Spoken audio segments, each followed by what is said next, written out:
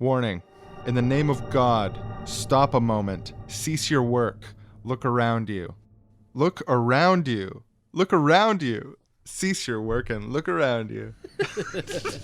In the name of God, stop a moment. Cease your work and look around you. A quote from Leo Tolstoy.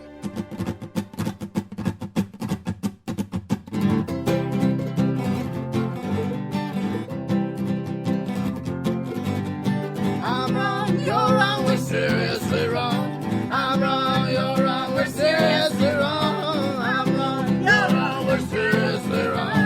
I'm wrong, you're wrong, we're seriously wrong. Today's episode of Seriously Wrong is proudly brought to you by Article 24 of the United Nations Universal Declaration of Human Rights.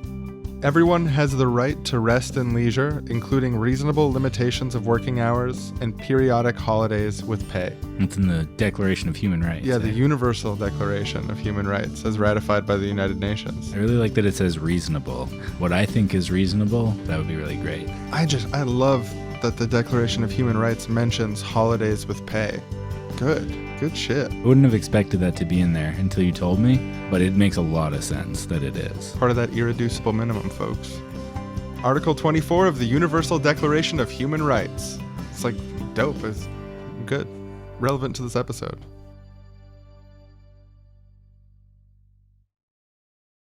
Hello, everyone, and welcome back to the Seriously Wrong podcast. I am your co-host, Sean. I'm Aaron. And today on the show, we've got a very special guest, Tim, a.k.a. Soul. Welcome to the show. What's up, what's up, what's up? Just kidding, I don't talk that way, but for today, I do. Woo! I think it'd be great. I think you should commit. Yeah, like you're sort of like a pizza-eating, like party guy who's like... Hates work. Yeah, I'm like Guy Ferrari or whatever. Diners, drives-in, dive-in. Woo! So we got Tim on the show to talk about a really important subject. You know, the three of us want to do an intervention in a sense, right? We want to intervene in this culture that we have of work, where work is put on this pedestal of like, you got to be on your grind, that you got to like self-annihilate for Godhead and everything you do. You got to like grind yourself down to the bone. And I think that idea is bullshit. I think it's great. I think it's worked out fine. No, you know what? I'll just put it like to me, what summarizes this whole thing, not to be crass, but when my father died, he was like one of these dudes who was like, you know, manly man working in fishing boats and welding, could lift 10,000 pounds. And, you know, in order to work that hard, he was on like heroin and all these drugs, like all the inputs he had to put into his body to like keep it going all those years. Eventually he like lost his relationship with his kids, lost his relationship with his wife, and ended up just dying of a meth overdose in a trailer somewhere in southern Florida on a boatyard at age 59. And this whole idea of delaying gratification, of delaying the things that we need, like if we're serious about quote-unquote revolutionary politics and philosophy and thinking, we can't wait for like this utopia as like this religious, messianic, far-off thing. We must live our lives fully in the moment as opposed to like delaying it all. And, you know, again, I made the joke about my father, but I think that like summarizes it as like this idea of like, just killing yourself to work, and then like you think some like glorious retirement is waiting for you in the end, but no, this is America. You just fucking die randomly and that's it. So live a little. You have to wait until you're 65 when you can retire to actually just like rest and have a breath. That isn't like, you know, oh, I got a vacation, so I have a week off where I'm like gonna frantically try and relax for a week and then like get back to work and be even more stressed out because I didn't do things for a week, so I gotta catch up. And like you're catching up before you leave and you're catching up after you get back, and then you're just like, okay, 1 week, gonna rest. Okay, back to work. Oh yeah, and like vacation is so much work. Like I just did a vacation It was awesome, right? I went to some like different cities. I saw some friends I hadn't seen in years. I'm like, okay, well, now I got to go to the Empire State Building. Like, I'm in New York. Like, I got to go over here. Like, oh, I've got this tight schedule. Like, my schedule's tighter than my fucking work day because I need to go fucking see the Statue of Goddamn Liberty because I'm only here for 2 days. And then I come back and I'm like burned out from vacation, returning to work, catching up on all this work that was just stacking up while I was gone. It's like a completely dysfunctional state of affairs there. Well, don't worry. When you reach 65, you'll be Yeah. able to Well, I mean- rest. Sorry, go ahead. Oh no, that's Yeah. check your Canadian privilege. We don't all get to retire at age 65. I'll never get to retire. There's nothing waiting for me. That's the thing too, is like some people have a genetic predisposition to dying at a younger age than each other. So it's like there's this whole class of the population that because of like just pure unfortunate negative circumstance, like even if you live in a country that has a guaranteed retirement age or whatever, like there's still certain people that have, they're just lucky their family has this predisposition towards prolonged health. So there's an actual chance they're going to get 10 years of retirement when their body's the least fit it's ever been to go and like you're not exactly going to be surfing at fucking 68 most of the time. But there's huge groups of people that just like completely denied the opportunity because like, oh yeah, I'm probably going to die from a heart attack at 49, especially because of the amount of work I'm doing. Oh my God. The thing that I really think about, especially in America and Canada, is like in America, there's no guaranteed vacation time from work at all. Like you guys don't have legally mandated vacation time.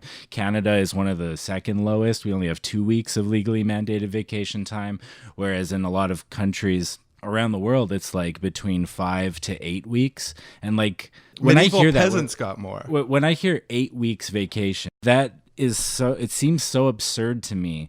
That's 1/6 of the year. Like it's amazing. It's so good. I mean, a lot of those things they've figured out really well in Europe. You know, I think a man gets 3 months of maternity leave in Europe, and, you know, workers have much more rights in a place like Germany or France or something than they do in North America. And then it's just like when you're talking about, oh, I come back from my vacation and all the work just sat there. But then it's like you come home, bust your ass for those 2 days, and then you're all caught up on work. And it's like, all right, well, then why the fuck do I work 5 days a week? Why don't I just work 2 days a week and get paid the same amount of money? That's a damn good idea. Yeah, they just like they want your time. Well, I think part of it is that we have, with like the Protestant work ethic, we have this really ingrained desire to see people suffer in order to get good things. So if you're actually able to do all your week's work in like a day and a half or 2 days, and I think a lot of people are in that position, people still want to see you there 5 days a week to feel like it's all fair and like that you're suffering as much as the rest of us. Yeah. It's like the same mentality of like right-wingers who went into full-on bankruptcy because they couldn't pay their medical bills, and they think it's only fair if everybody else has to go into bankruptcy to survive cancer, you know, as opposed to like, I don't want this to happen to anyone else. Hey, is Calvin Protestant? Is that the same shit? I think it's more specific. I think it's like under the umbrella of Protestant. Because yeah, Calvin's like the devil in the details of the work ethic, the stripping away of the commons, the creation of private property, the idea that like a human being's worth has a direct correlation to how much they sweat and toil or suffering. Yeah, there's this weird like Christian idea sometimes of like it's wrong to try to bring out heaven on earth. Like you're supposed to suffer here and then go to heaven later. But like if you try to strive towards a more heavenly situation here on earth, you're like committing a sin against God because you're actually here to toil and suffer. It's satanic to try and do that here. It's fanatic, like Thanos, the god of death. Today's episode of Seriously Wrong is proudly brought to you by Working So Hard You Fucking Die. Well, I'm so glad we were able to get together for this dinner. You know, I didn't think I was going to make it. I've just been so busy recently. You're busy. I'm busy. People are like, how are you doing? And instead of giving them an emotional state, I say busy. And I take a lot of pride in that. I'm up at 5 a.m., do a workout, then first job, second job, home. You know, it's tough kind of feel like I'm disintegrating inside, but so rewarding. I just love it. You know, I've got 40 hours, plus I'm doing 8 to 10 hours overtime every week. I go home at the end of the day, plop my ass down on the couch, and it's like, oh, is it time to rest? No, it's time for side gig. It's time to basically just burn myself out and just like shove my face into the grindstone. You know what I mean? It's just so weird to sit down and eat a meal. I try not to eat a lot of solid food because then you have to shit more. I feel like I'm just wasting so much time. I make smoothies in my Uber and I'm like recording my podcasts with my guests as I'm driving because I'm like a delivery person usually during the day delivering stuff for Amazon. But a lot of times I can kind of stack a little extra pay by picking up some Ubers along the way as I'm delivering these Amazon packages. Yeah, it's really hard work, but it's really fulfilling because it's like I'm always doing something and I just don't really get sad very often because I'm usually so pissed off at all these lazy people I see that I just don't really have to think about how tired I could be if I stopped. And that's why I never stop working, because as soon as I stop, that's when I get tired. Gotta grind. Yeah, so relatable. I love eating on the run, sometimes literally while I'm running. You know, you got to get your run in. And the thing that I think I'm running from sometimes is that, you know, I just noticed the last 5 years of my life seemed to pass in the blink of an eye because, you know, none of the time was really for me or anything I care about. It was all dedicated to these instrumental tasks that I have no connection to and don't care about really. So I keep running because I don't want to stop and think, what did I just do with half a decade of my life? I don't want the inevitable deep emptiness to overcome me, you know? So that's why I like to keep busy. Yeah, I mean, I can't remember the last time that I was alone with my thoughts. Thankfully, if I'm not working at job A, I'm on my side gig. And that's keeping me busy. It's keeping my thoughts full and on the task at hand. I'm never thinking about what meaning is. Another great thing for this is I've been actually cutting sleep hours. I've been prioritizing more work instead of sleeping. I don't know if you've tried this. Oh yeah, it's a huge waste of time, 8 hours a night. Oh yeah. And the thing is a well-rested brain is a self-reflective brain. And I've pushed that out. Man, that sounds great. Look at what Napoleon did on 6 hours of sleep.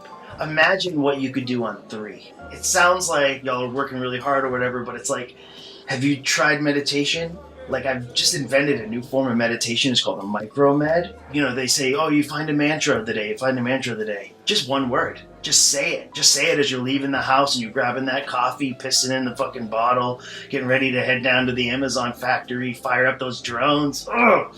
Just saying it gets my fucking dick hard. Yeah, my car is littered with piss bottles. Don't get me started. I can't remember the last time that my dick got hard because sleep deprivation, stress, and overwork, it's really, really bad for your body's physiology. So, yeah, dick hard, not a problem for me. Oh, yeah, no, me neither. But that's because of all the amphetamines that I'm taking. If you take enough, it really just doesn't work down there. Sometimes before I'm about to fall asleep, but usually no. Oh, man, it feels good to know my body's falling apart because of the commitment to the lifestyle and identity that I have. Yeah, but you only live once. Oh, yeah, thank God. You only live once, so Thank live God, life to just the once. fullest. Carpe diem. I think that translates to seize the money. Get that fucking money.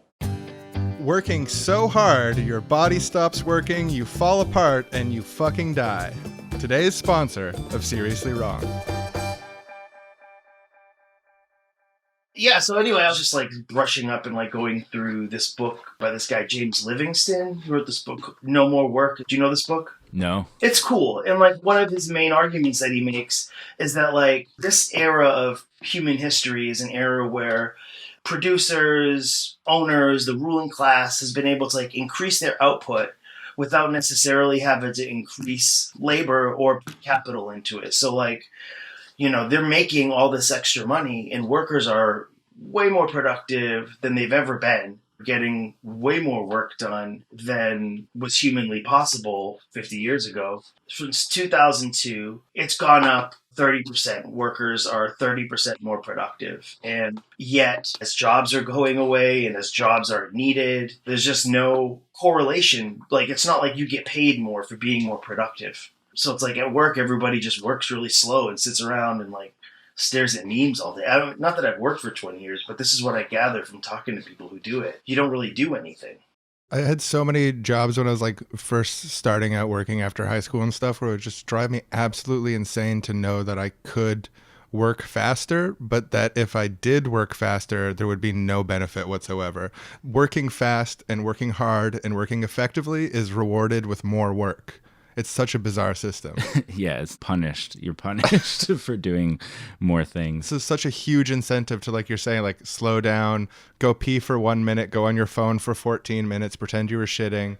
Like, oh, I shit 4 or 5 times a day. It's like, yeah, I do. Do you want to talk to my doctor about it? Yes, please. I can bring you a stool sample if you don't believe me, boss. In a water balloon. Yeah, I don't know. I had a job. One of my first jobs was like at a consulting firm in the Bay. And I was like running a record label at the time. And so like one time my boss comes in and is like, what are you doing? And I was like, I'm talking to a distributor. I'm on my lunch break. Like, leave me alone. He's like, you have work to do. I'm like, first of all, I'm on my lunch break. Second of all, I've done everything. And then she just fucking hung the phone up while I was like literally talking to someone who was like buying all these records or something. And I was like really fucked up. And I was like, what the fuck? And she's like, you know, you just sit around all day. You don't fucking do anything. $500 phone bill last month. Like, what the fuck? And I was like, look, there's nothing here for me to do. Like, I do everything you asked me to do in like 5 minutes. She's like, well, maybe you're working too much then. I'm like, yeah, maybe I am. She's like, well, why don't we cut your hours? I'm like, that sounds great. I'll just come in the morning and leave at noon. Is that cool? She's like, fine. And so I was like working part-time and it was just great. And that's kind of when I realized, like, you need more money when you're working all the time. Like, I don't leave my house. If you don't leave your house very often, you actually don't need that much money because you don't have to buy coffee every day. You don't have to like pay for the train. You don't have to go out for lunch. You don't have to buy dinner because you were home. Like, you need way less money when you're not working all the time. And like people can say, oh, make your own coffee every day and bring in a cup of coffee and don't go out to eat, make a lunch. Like, fuck that shit. Like, the only joy you have during that shitty ass day is to like go out and feel fucking okay for fucking 20 minutes, you know, and eat like something that someone else made. And it's like, oh, this is the best fucking shitty sandwich I've ever had. Like, it was totally worth an hour of my pay. It's totally my experience with like, I went through periods of like really, really working way too hard, like doing multiple jobs or doing 10-hour days or whatever. And like, you're technically earning extra money, but you're just seeing like diminishing returns because of exactly what you're talking about, like extra travel, going to restaurants, just to have like a relief from like having to do stuff. And it's so true. Like, if you're really grinding on something, you're like really, really working a lot. It's so much harder to like sit down and be like, oh, I'm going to make rice and beans for the week tonight on Sunday. It's like, just let me have my fucking Sunday. I want to watch Netflix. I'm going to pay $12 to the fucking man 2 times a day for the next 6 days. This is my one day off. And this is actually, I think, why we need to sort of reclaim. So like, we've got a long and beautiful history in anarchism and leftism of fighting for shorter and shorter work days, ensuring that the expected norm is that people can leave after 8 hours. You know, there was a 5-year period in the 1930s in the US where that work week decreased by 18 hours. I think we should do that again over the next 5 years. Decrease the work week to 22. When was that? It was in the 1930s. Oh, when it dropped down to 40. Yeah. Okay. But if we did this, even something as small as say like, okay, we're going to switch to a 25-hour work week, 5-hour days instead of 8-hour days, or 8-hour days, but redistributed. So it's like 4 days instead of 5 or whatever. There's all these secondary benefit. Like, it's actually an effective way to like fight climate change if people are going into the office less days per week because they're going to be commuting less. They're going to be spending more time just chilling at home. They're going to be going to restaurants less that use these like just absolutely insane amount of disposable packaging that you throw away immediately. Like, I was thinking about this the other day. I went to like Subway or something, ate the fucking sandwich, and then I had all this garbage in my hands. And I'm like, is there this much garbage every time I've ever eaten at Subway? And I was like, yeah, there is this much. Going to restaurants is just creating all this garbage. And it's amplified by like working too much, because then you're like, oh, I've been a good boy. I deserve my sub. Yeah. So there's all these things that connect with it. Like, by decreasing the workday, you can make progress on climate change. You can make progress on people's well-being. You can help people to actually save money. There's like all these secondary benefits beyond the part of like, you know, Marx called the after your workday was the realm of freedom. And I agree with Marx, like increasing the realm of freedom. Awesome. I almost want to like invert, like we talk about work weeks, but we never talk about play weeks. Like, what's the length of your play week? we need to increase the length of the play week. Play is like so critical, and like I have a kid, and so I'm like doing all this like not a lot of early childhood developmental research because my wife, that's like her thing. She studied it, so I just like pick up all the second stuff, and like play is so important to like the development of children. You know, you just plop them down in the woods, they know what to do. That's how they discover themselves. And like as an artist, that's my job. I'm an artist and a musician. The most important part of my job is play. And as I'm like now I'm like a parent, like balancing, like having way less time, it's like really cut into my play time.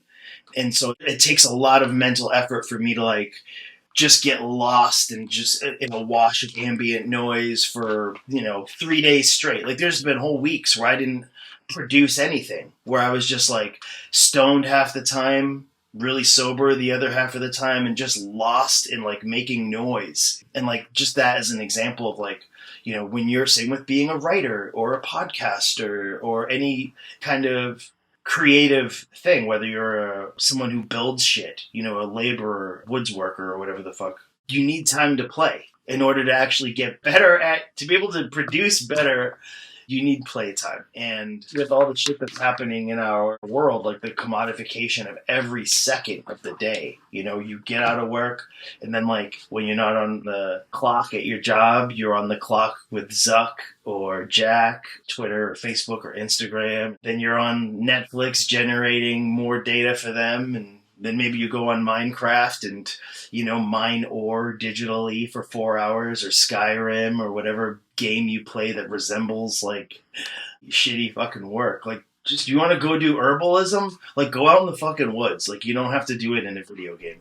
End rant. Actually, it reminds me of something really interesting you said when we were talking before recording about the Facebook and Twitter aspect. We talk about these platforms as if it's leisure time, but it's actually like a really stressful thing to be maintaining sort of like a public persona and brand, not even necessarily like as a public figure or something, but like even as a person, you're just maintaining your brand for your little community of like, here's my funny update for today. Here's a news article I read and stuff. And like people are waking up in the morning and immediately checking their apps, checking their notifications, immediately making posts, and they're generating revenue for billionaires.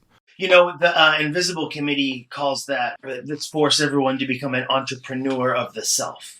And we're all just like constantly selling ourselves online. And like, it's good you said that about stress, because it is really stressful. Like, they've done all these studies that show that like looking at that stuff doesn't make anyone any happier. Like it might make you feel like partially connected to every single person you've ever known in your life from high school on, for whatever fucking reason you still want to be Photos like are partially connected to people from high school. But where's the room? But like the thing is, I was looking at that because I was reading articles about like play, and I was just thinking about play in relationship to social media, and thinking like, other than trolling, there's really no room for play on social media. Like trolling is like the only form of play that exists on there. It's time for a red fire scalding hot take. The absolute peak tier take, as hot as possible. 5-star take. For me, or you? Are you putting me on the spot? No, I'll do. Oh, I'll you do got it. one. Okay, good. I got it. I can't wait to hear it.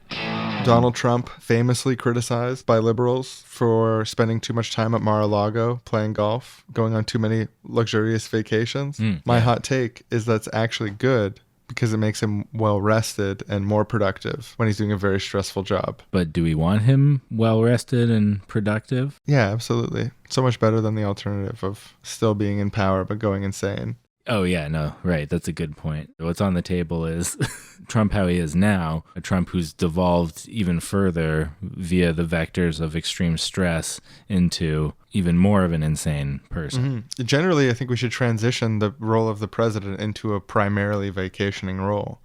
More of a symbolic figure of state while everyone participates in a commune of communes, direct democracy, in ways that we can barely describe yet using technology that's just being developed now but already largely exists. So like in the future, basically, we'll just elect someone that we think needs a lot of vacation and be like, you're the president for 4 years. Yeah, the guy who vacations the most has the most power, obviously, because he's the most relaxed. Well and rested, has the best ideas. One, so idle hands are Christ's playthings. yeah, the The- angel's creative canvas. Idle hands are the playthings of a loving God. Ah, it's so true.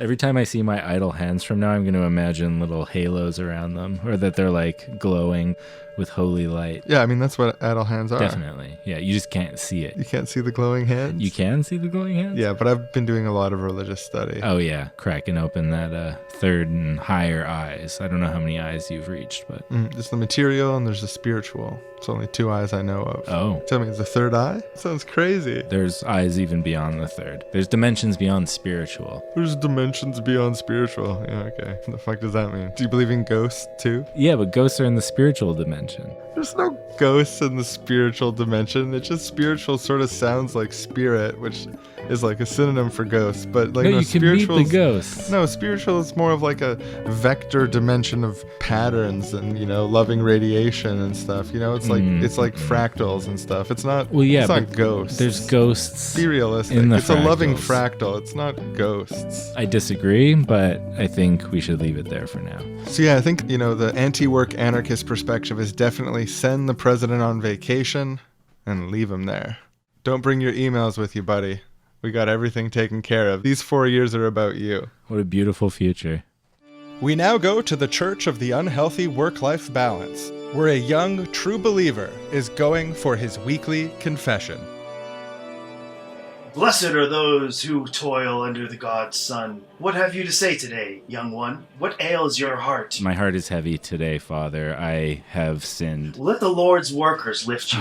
Oh, Father, I really do need that. At work all week this week, I took 5-minute breaks every half an hour. I stood up from my desk at the computer and walked around. I read something saying it's bad for you to sit for more than half an hour straight without getting up and moving a bit, but I knew it was wrong and I did it anyway. It's eating me up inside. Dear God. But what else have you done? I mean, couldn't possibly be worse than that. The other day I spent 15 minutes at the water cooler instead of just rushing there and rushing back as quick as I could. I went to the washroom to pee instead of peeing in a bottle under my desk. The worst thing that happened this week, honestly, and I know you won't tell anyone, but I'm embarrassed even to tell you, is I leaned back in my chair, closed my eyes, and accidentally took a nap. I know it's no excuse that it was an accident, but I was asleep for 10 minutes at work in my desk. Oh, God, saying it out loud is... Dear God. Haven't you heard the saying, the devil's playthings are idle hands? Have you ever heard that? Yes, Father, I have. Oh, hallelujah.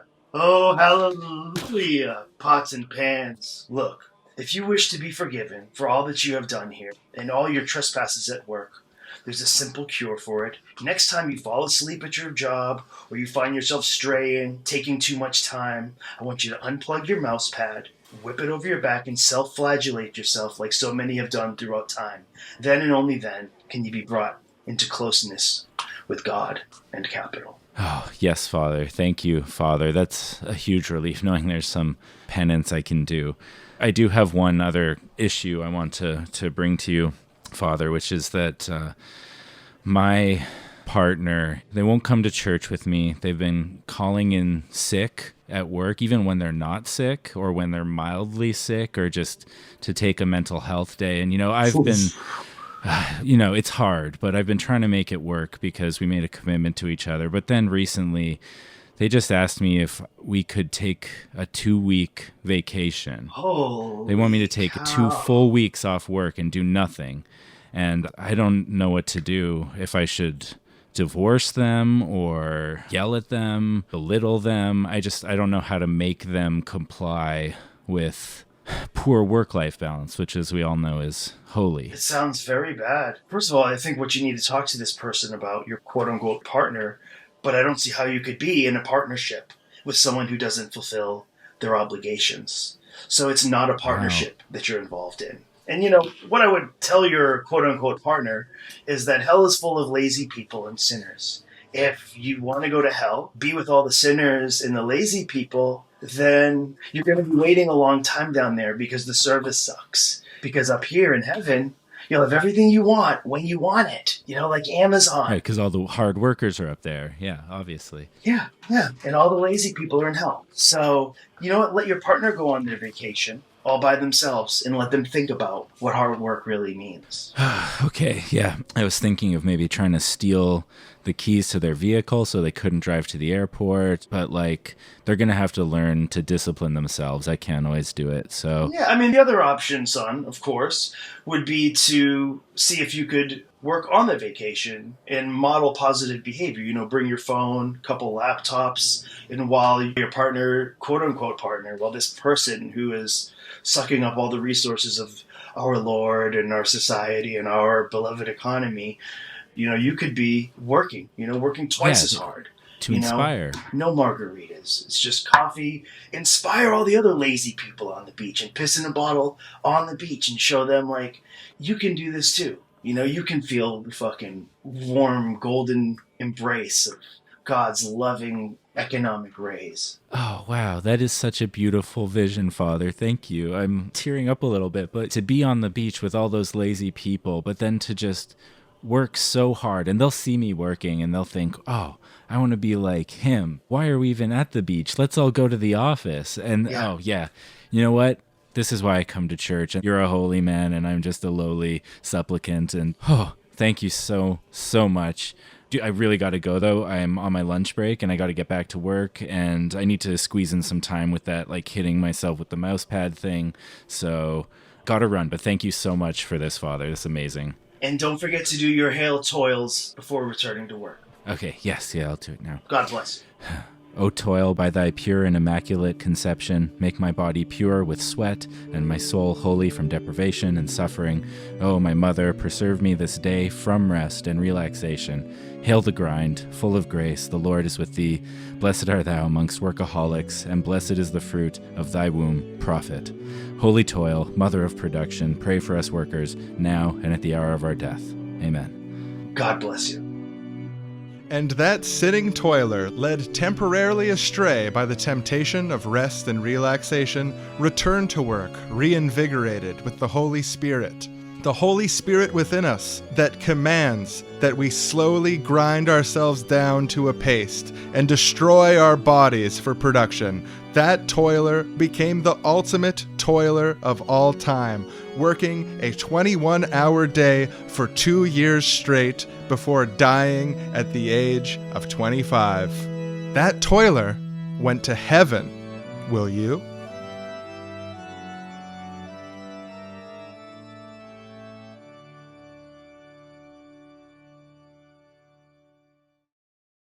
One of my favorite essays on this stuff, like anti-work stuff and pro-play stuff, is Bob Black's Abolition of Work essay. And at one point in there, he's talking about how play is something like it's spontaneous and you're doing it because you get something out of the action itself. It's not instrumental. You're not using it for some other end. And like with social media, generally the instrumental purpose of it, well, like the hidden instrumental purpose, as we've been talking about, is to make money for these companies. But the more immediate instrumental purpose for you is that dopamine hit of getting those sweet red dots, those notifications.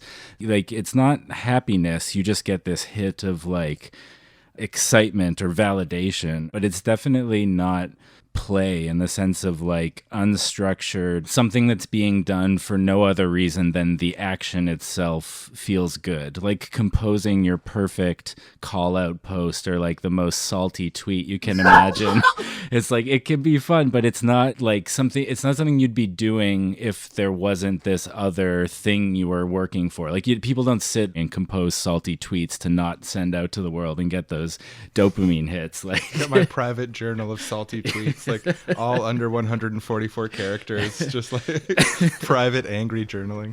Oh man. Yeah, but and he also distinguishes play from leisure time too, which we've been talking about. And like just like in work culture, so much of your free time is taken up with preparing to go to work or like going to and from work or recovering from work, or like everything else in your life ends up surrounding these 40 hours you have to spend at your job.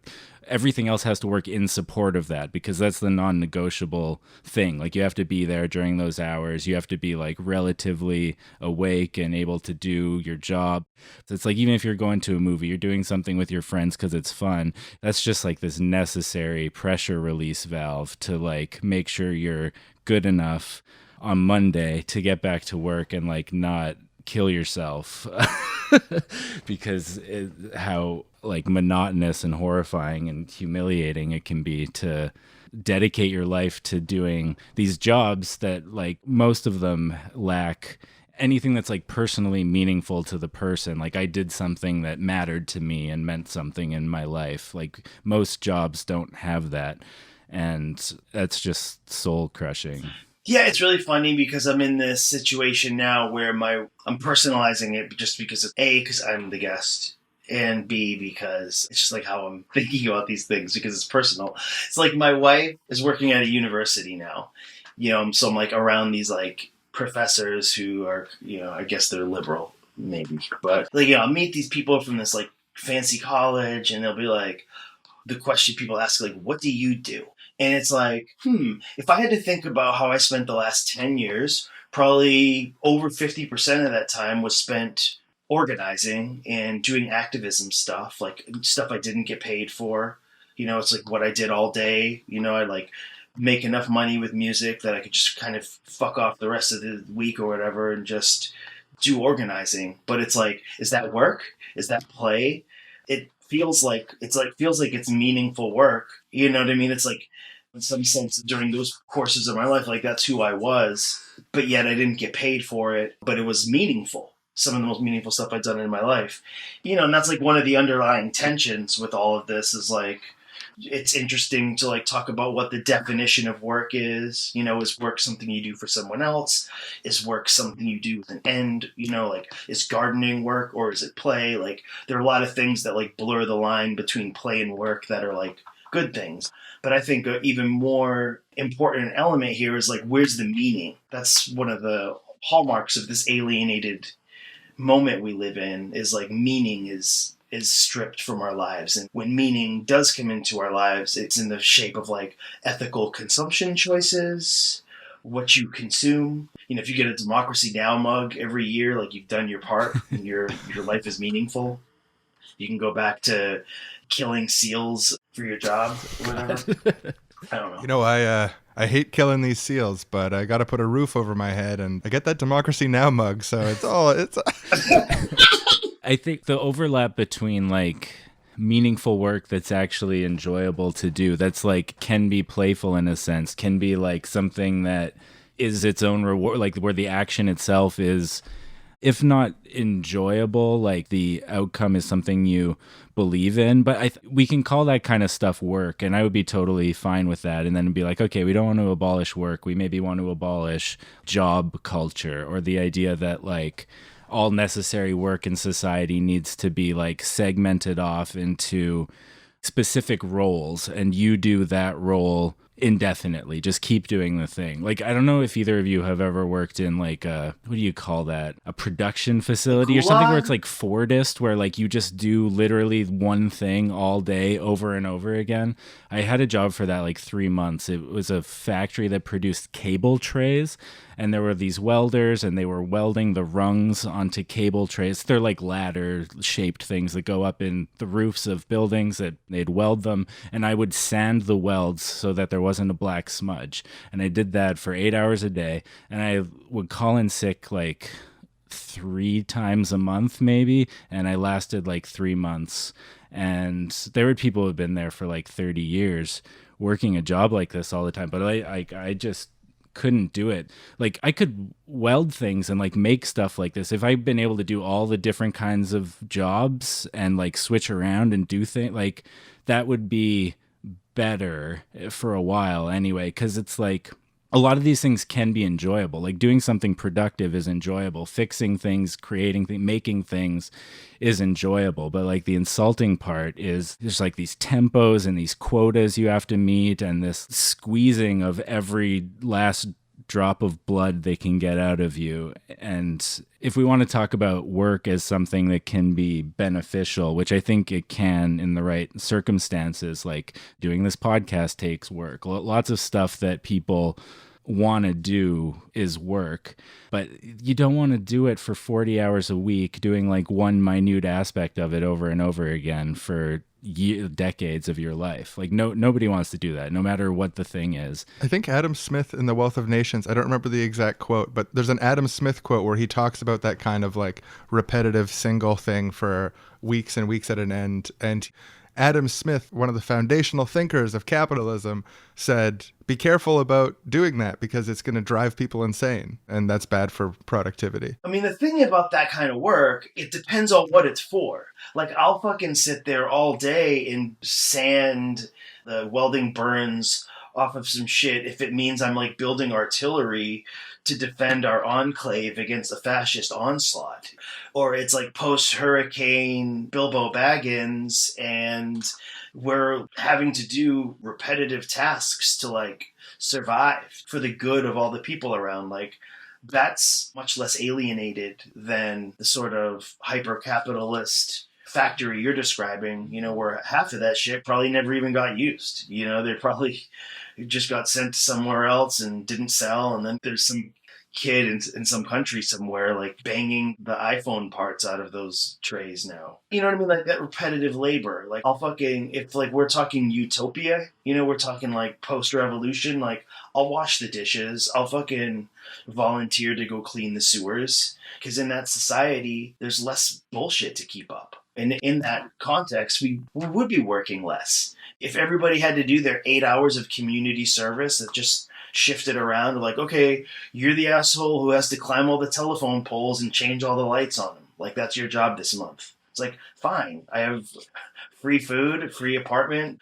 Capitalism has been abolished. Yeah. You know, and like, sure, I'll fucking do that. And you don't have to do the same thing forever. And you don't have to be the light guy. The being is one of the things that's so alienating, just disgusting about the system. Is like, you can't just change lights. You have to become a light changer. Until you get sick of it, and then you quit, and you're not a light changer anymore. Like, be in these roles. Yeah, repetitive, boring tasks might be something that always exists. Like, maybe we can automate a lot of it, but there'll be some of it. But then, like, the thing is, it's not like there's a certain group of people at this factory who sit in the offices all day. And there was actually like this big window because it was a 2-story, like the factory thing was huge. And then the offices were upstairs and there's these windows. So you could like see into a lot of their offices if they weren't like closing the windows, and they could see down to you. It was a very weird panopticon-ish feel because you never know when they're like looking to see if you're working.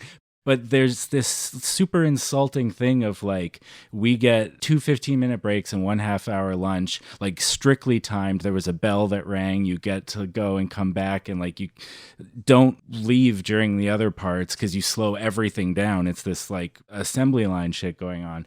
And then there's just these people, and you look up and they're like sitting there doing office stuff. And like I've had jobs like that too, where you sit around all day and you kind of got to do a few things, and like that stuff's not easy either. But like the contrast, yeah, it's just like insulting. And if we were sharing these kinds of tasks where like, okay, everyone who can clean sewers reasonably is expected to do a little sewer cleaning, and so everybody's got to do it for like 2 weeks a year, and that's it. Like that, I can deal with that. That isn't insulting to you. You're not the sewer cleaner now for 30 years. You're a comrade. Yeah. I find it really interesting, Aaron, that you keep on using the word insulting. Because that is like part of the thing that just, I noticed it the first time you said it, and then I noticed it when you said it again. Yeah. And just like the alienation of like the work environment and like the set hours and the hierarchy between boss and employee, the risk of like having everything taken away, the identification with the role, all these things to get, and the difference between the different roles within the workplace. It's a dehumanizing and insulting affront to you as an individual on every level. Yeah. It's saying like, you're not a person. Like, you're not here to be a person. You're here to be like a piece of this machinery. It is so insulting.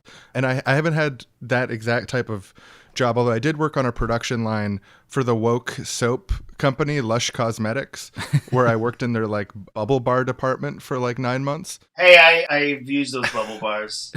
They're okay. They're a little sweet smelling, actually. But sorry. Yeah, and if you work in that bubble department, like you just reek like that, no matter how much you Oh my clean God. yourself. Straight up, like for real. There was a few times where I just like wouldn't shower for 2 days or 3 days or whatever because I just knew that I just reeked sickly sweet of positive scent. Like there was no amount of sweating and grotesque body odor that I could ever emit that would compete with it. Because I'm just in this room with all this airborne powder, all this like little airborne powder going all over my skin, up my nose, like locking into the scent receptors of my nose permanently. I can't smell, into my lungs, you know.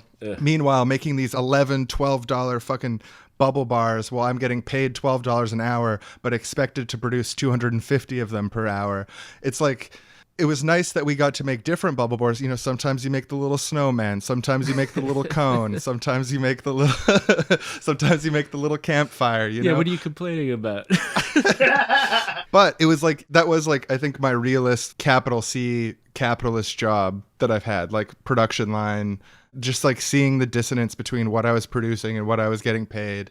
And like just how insulting it all was. Yeah. The only thing that made it bearable was like talking to the other people, making dirty jokes and stuff. And that was all right. But actually legit fuck Lush's labor practices, just putting it out there. Anytime I get low on money, I do stagehand work. And like me personally, like I don't know if I'd use the word insulting. Yeah, I just hated it. I'd go in there though, and I would just be reminded like, God damn, you better fucking make another dope record because this is about all you're qualified for if you're not making music. And it would be like, we'd be the people they'd call in to like push out the carpets in like these giant convention centers that take up like, 4 square miles of downtown Denver or something. And people would fucking talk to me like I was so stupid because I didn't like know how the shelves attached to like these weird... You ever been to a convention?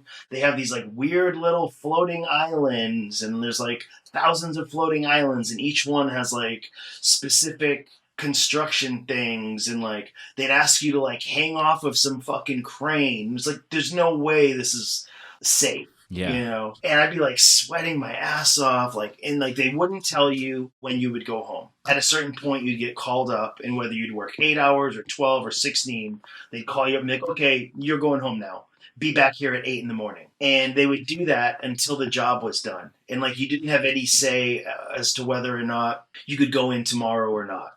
And it would like they wouldn't tell you, so it'd be like noon, and my wife would be like, "Hey, when are you gonna be home?" I'd be like, I don't know.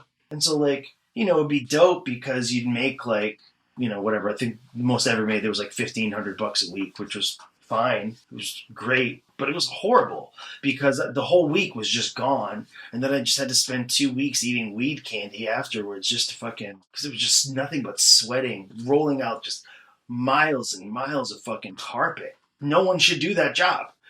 No one should be having these fucking bullshit-ass conventions with these artificial cities popping up for no fucking reason. No one should do that job, period. It's a horrible job. I did a sort of similar job to that for a summer once, working for like an event company doing like setup and teardown for concerts. Where it's similar, where you like have all these like big like metal racks come out and they interact a certain way, and you need to make bleachers this way, you need to make the stage this way. And I was like just like the lowest parole, just like you're over here now, like you help him lift this, help. But the thing that really sticks out from my memory of that time was my boss had this patch that said IIWII, and he always like emphasized it. He's like IIWII. It stands for it is what it is. And it referred to the job. Is that where that comes from? You've just said that a lot. Like, oh, it is what it is. Like neoliberal bus driver stuff. Oh, maybe. Yeah. No, it's stuck in my head because it was like their go-to for anything related to like labor concerns, unfair work conditions, hours. He'd be like, hey, look, points to the patch. It is what it is. And it's just and he's like, basically it was like, we're not going to follow labor law all the time. You're not always going to get your breaks. It is what it is. There's the door. Today's episode of Seriously Wrong is proudly brought to you by the practice of lean staffing. Now, lean staffing is an exciting, money-saving business practice. It goes like this. Say you need 800 hours of employee time. You should schedule less than you actually need. Now, the benefits here are manyfold. Number one, if you're always short-staffed, you can try to guilt your employees into working faster and faster because there's not enough people here and it's stressful for everyone. And trust me, when they're in that actual situation and you're the frazzled manager who doesn't have enough people on, they'll stay a little longer. They'll come in on their day off. They're still human beings, and so lean staffing really helps you strategically take advantage of that. It also helps for things like guilting people into not using their legally mandated breaks, guilting people into coming in even though they're sick, or forcing employees to find someone to cover for them if they're sick. That's work you don't have to do. As long as you are scheduling people just underneath the legal amount of hours to be considered a full-time employee, you can deny them benefits coverage. Even if sometimes you call them in on their days off and they end up working almost full-time anyway, as long as they're technically not scheduled for it and don't usually work that much, you can squeeze it out of them and not have to do those benefits. Now, if there was always enough people on the schedule to do the work that's necessary plus a little buffer, then your employees, they might take their full break time. Completely unacceptable in a modern business environment where it's go, go, go, get things done. So there you have it, folks. That's the secret of efficiency, lean staffing, and it's a proud sponsor of this episode of Seriously Wrong. Thank you so much to the Wrong Boys for letting us talk about this, for giving this idea their platform and getting the word out there, because bosses have it tough, and this will make it just a little bit easier on them, which I think is something we all want.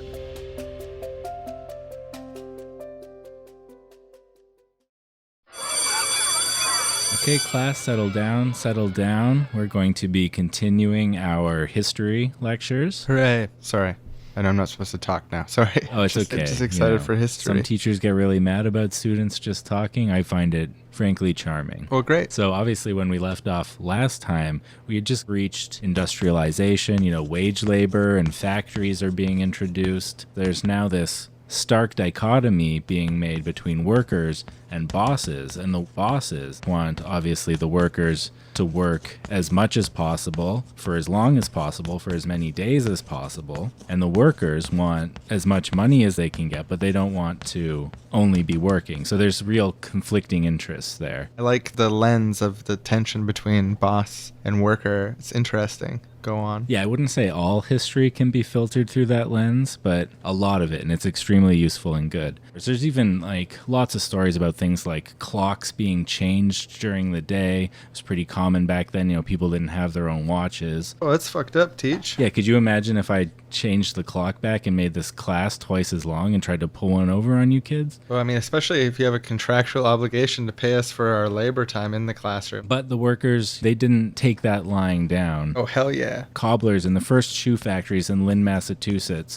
would stop work for games, political debates, read the newspaper to each other, or head off to the pub. Factory superintendents complained of the general indispositions of the employees to work steady. Fuck that, man. People with a disposition to work steady are squares. That's why you're one of my best students. Amongst us Zoomers, we've got a consensus. A political priority is to shorten and then eventually abolish the workday. Well, men who built barrels, which were a major industry in the early American economy, I think agreed with you. While they were normally paid for 6 days of work, when they came in on Saturday morning, they would sit around on upturned barrels, playing poker and drinking beer, lounging about until they received their weekly pay, when the beer drinking would continue, according to historians of the industry, late into the night on Sunday, so that when what was called, quote, Blue Monday came around, it was spent doing more or less nothing. So simply by being brashly lazy at work, these workers eked themselves out a sort of 3-day weekend. That's like prefigurative weekends. If everyone just starts taking prefigurative 3-day weekends until we achieve it, That would actually work. It's like a work slowdown. It's a real tactic, teacher. A work slowdown. Oh my God. That's such a valuable tactic for our lifetime. Yeah, it's like a work slowdown, but they weren't making any demands. The demand was just, we're going to do this. What are you going to do about it? That's dope. And yeah, this just, it's all over the history. I'm focusing on American history here, but it's from all over. But, immigrant workers in New York City shipyards would infuriate their bosses by taking breaks for candy, cake, trips to the saloon for whiskey, leisurely lunches. British-born workers in New Jersey pottery factories were known for great bursts of activity, but then to disappear for several days at a time. That's sick. That's good history. Keep it coming. I'll read you a quote from an employer of shoemakers in Massachusetts in 1878. He said, "Nothing saves men from debauchery and crime so much as labor." And that kind of view was typical of bosses at the time who were just very wrapped up in this Protestant work ethic, this idea that work is inherently good for itself. Leaders of the Ohio Bureau of Labor in 1879 said, "Labor is not a curse. It is not the number of hours per day that a person works that breaks them down, but the hours spent in dissipation. Give men plenty to do, and a long while to do it, and you will find them physically and morally better." So that's just contrary to every bit of science we know. That's just not true. Wait, did you say the Protestant work ethic is disproven by science, teacher? Oh, absolutely. The version of it that despises idleness as something inherently evil, which the idle hands are the devil's playthings, this idea is part of the Protestant work ethic, is bizarre and inhuman because we all need idleness to maintain our sanity and physical health as well. Yeah, we need like a balance between activity and idleness. So these kind of everyday protests took place for decades, a century of industrialism before organized labor movements. But in 1866, a brand new organization called the National Labor Union asked Congress to pass a law mandating an 8-hour workday. And their efforts failed, but that was the first entry. That was narrative work. They were getting it out there. Shit gets real in 1866. So before that, it was all like sort of prefigurative, vote with your feet, taking weekends. I'm certain people were making demands of their own employers, but this was the first time that limiting the workday on a national scale as a legal framework for everyone was kind of put on the map. And the next year, the Illinois legislature actually passed a law mandating an 8-hour workday, but many employers refused to cooperate, and a massive strike erupted in Chicago. So it's May 1st, 1867, and this day became known as May Day. The law was struck down, and it kind of was seen as a failure, but 20 years later served as the inspiration for a second May Day event on May 1st, 1886. A national strike was called, and 300,000 workers participated. There were massive riots for days, and bombs were thrown at police. And this is kind of the starting point of the May Day tradition as we know it today. It was a day for workers' rights, this national strike. But still 1886. There's a lot of struggles to be told. This class is coming to an end. I'll just mention that it wasn't until 1938, when the Fair Labor Standards Act was put into place, that the work week was officially limited to 40 hours. About 75 years since that first putting it on the map moment I mentioned, they finally did it. Well, teacher, I gotta say, this was a mind-blowing lesson. This is why I love history. Really weird, really dope. Thank you for just another great round of teaching. And I think I speak on behalf of all the kids. Oh yeah, I see they're all nodding. Good kids silently nodding. You know, they recently cut the budget for class sizes, so we've actually got 34 kids in this room. And for me to look back and see 33 nodding heads. Proud moment for you as a student who speaks the most. To know that I have their consent as a delegate on behalf of all the students means a lot. Oh, and looking at the clock, which I haven't tampered with, it looks like the bell is about to ring. 3, 2, 1. That's the bell. Everyone get out your apples. Line up the 34 apples on teacher's desk to show how much we appreciate his history lesson. But, as we discussed, silence, please. There we go. And here's my apple. Thank you, teacher. Yeah, it's interesting. I could hear you put down the apple, but I haven't heard any of the other students put down the apple. So they're piling up here, these apples. Can we all give a silent round of applause for the teacher? Look at that. They're all miming clapping, but Oh. not actually making contact. Yeah, that's both silent and heartwarming. So I'm just going to do a few audible claps on behalf of us. But they'll continue silently clapping. Okay, stop with all the clapping. You kids go enjoy your break. When you come back, we're going to learn about how to be nice to each other online. But we dedicate about 30% of the day to at school nowadays in the future.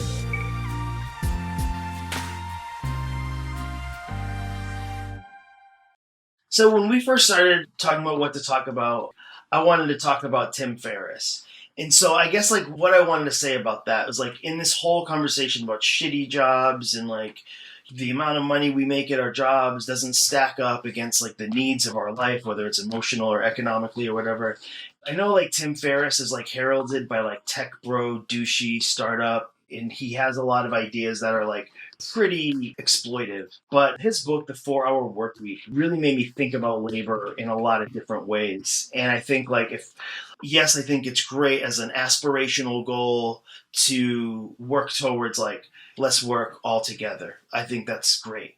But like this whole shit is about optimizing your time, cutting out the bullshit, what I like about it anyway. Simple things like making a to-do list at the end of the day and finishing the to-do list the next day before you check your emails or social media. Like I think there's like a lot of like tangible, simple things in there. But a lot of it is based around running your own business.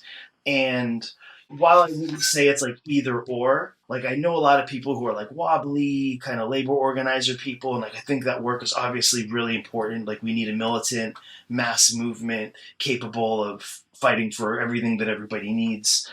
But in the same sense, I think like there's also nothing wrong with people starting their own businesses, starting co-ops. When you run your own business, when you're in a co-op or a collective or like, you know, working with friends to like do some shit, it's like you can make more money doing less because you don't have those assholes who are hanging out in that glass room getting paid to pretty much do nothing. And so much of these businesses, as y'all know, like generating all this surplus revenue, surplus capital that's just going to feed shareholders or whatever. It's like if we were all our own shareholders instead of, and I shouldn't say instead of, but it's like something I would just throw out there is instead of trying to solely get your boss to do the right thing, fuck your boss, build your own shit. You and your homies are all woodworkers. Start a woodworking co-op. You know, start small, build it out. Restaurants, and come up with new models for how these things could exist. And so that would be like my positive proposal in all this. And like, well, I think it's great to like strive for like mass movements or whatever capable of getting these things. Like we have to live today. And one way I think of doing that is to not have a boss, to be your own boss. And I know like for like hardcore anti-capitalists, like they're not trying to hear that shit. You know, I respect it, but owning my own labor has allowed me tremendous freedom. And part of that freedom is to be like, okay, I don't make a lot of money. I'm still technically poor, but I can use some of my time to grow food, to grow herbs, to grow medicine, to make my own tea.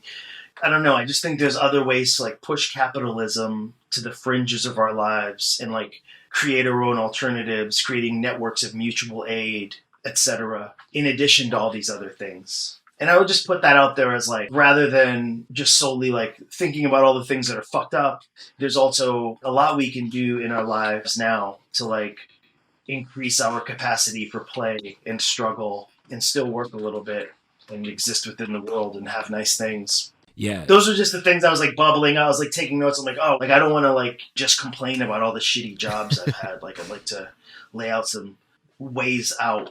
Yeah, no, I've actually read that book as well. And Tim Ferriss is saying you can have freedom from this like monotonous sort of like tempo quota, humiliating obedience workplaces by being your own boss, making your own business, automating a lot of it, creating passive income. And then like you can create for yourself this like modicum of freedom within the society as it currently exists. And like, it's actually like a really like human impulse on his part. Like he found a way to do this and he wants to share it with other people.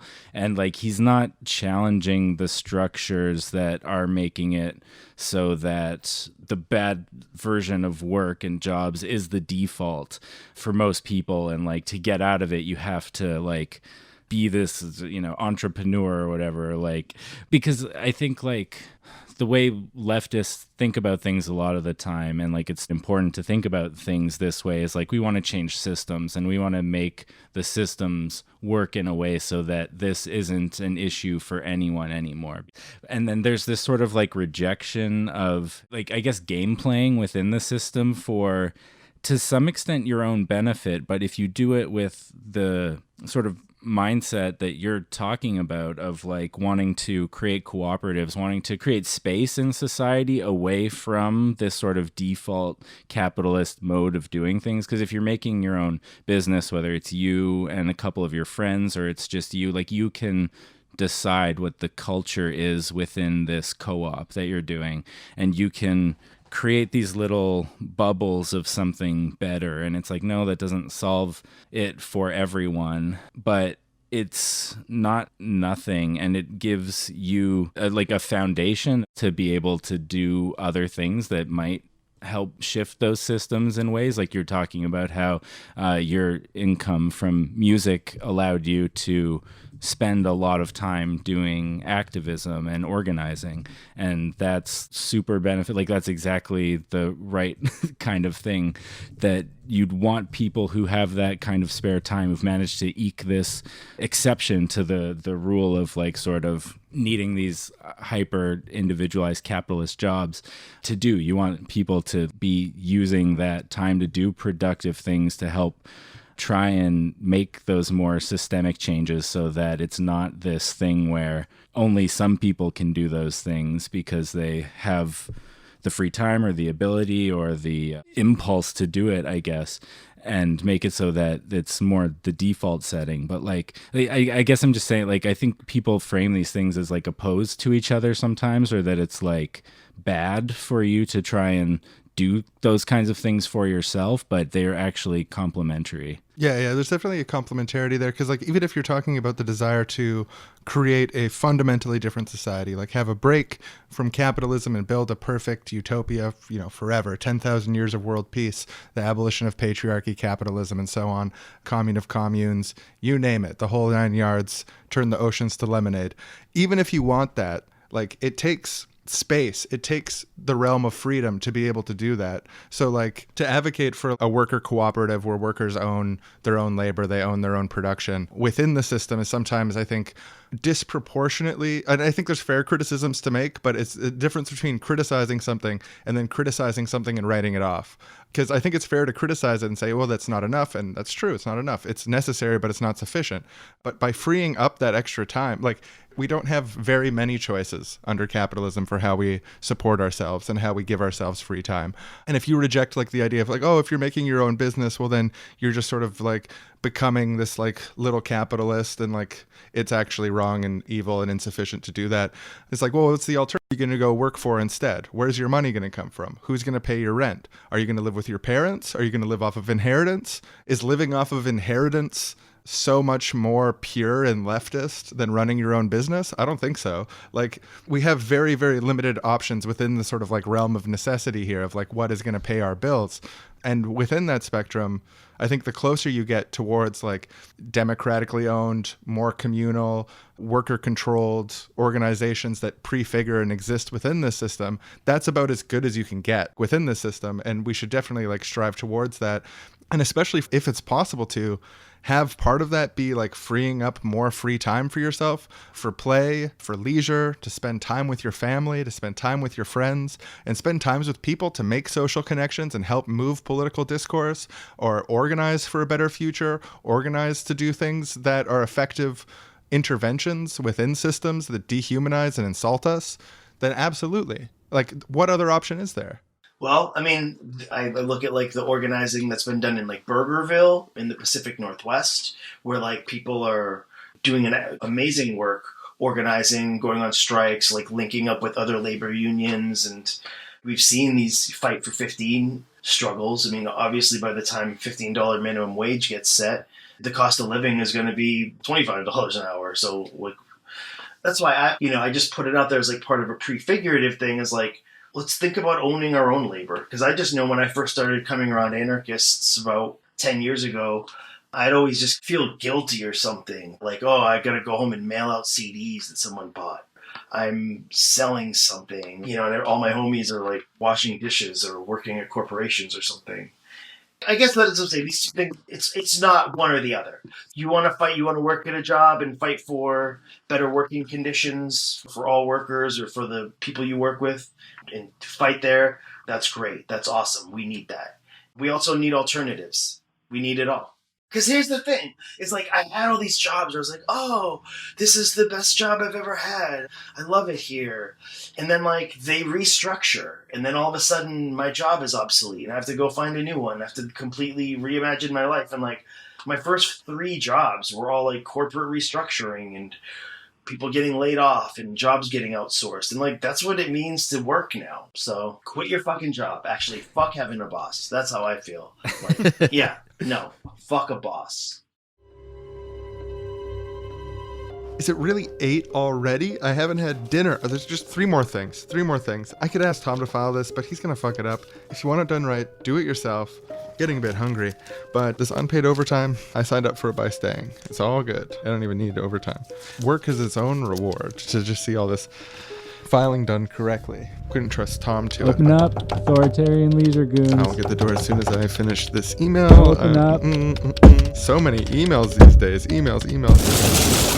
Hey, sir, I'm going to need you to step away from the computer. Whoa. Do we... I see your mouse moving to send. Don't click that. I've got like 2 more, and then I'm totally in for this conversation fully about you breaking into my office. I'll just unplug this computer. Oh my god, I had unsaved documents open. It's okay. Someone else is going to have to take care of those, sir. We're going to need you to pack your bags. You are going on vacation. Legally mandated. Are you legally mandated to restore my unsaved documents? No. Why are you allowed to arrest me and then send me on vacation? First of all, we're not arresting you. It's just a non-lethal detainment. And you're not police? No, we are authoritarian leisure goons. You're working way too hard, and you need to go on a vacation. I'm doing fine. When's the last time you got a full night's sleep? 8 hours, uninterrupted. That's kind of a personal question to ask someone in their workplace. I pretty much get no sleep. It's really a sign of my dedication. Yeah, we need to get you on a beach, margarita in hand, no cell phone. Please, no. Is the margarita caffeinated? No. I'm not going to challenge that you're authoritarian leisure goon. You have the right to non-lethally detain me. Yeah, it's all in the law. Vacation. Just check the law. I remember that law, come to think of it. All right, great. So let's get your bags packed and let's get you No. on a I want to plane. make a philosophical point, okay? Are you allowed to do that at work, or are you just a mindless automaton here as an authoritarian leisure goon? Yeah, I mean, Does that run contrary to your role? I don't have to do anything I don't want to do, but I find this work valuable. It is tiring work. Some people, you have to literally wrestle them onto the plane, but it is just so rewarding when you come back to the airport 2 weeks later, you pick them up, they've been on the beach, people just look rested and they say, I had so many great experiences, I reconnected with my loved ones who I've been ignoring because of all my work, I remembered that I like to read for fun. I get that one a lot, people just remembering that they like to read for fun.